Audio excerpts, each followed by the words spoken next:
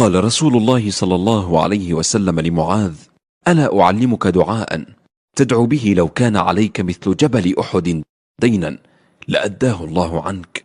قل يا معاذ: اللهم مالك الملك تؤتي الملك من تشاء وتنزع الملك ممن تشاء وتعز من تشاء وتذل من تشاء بيدك الخير إنك على كل شيء قدير.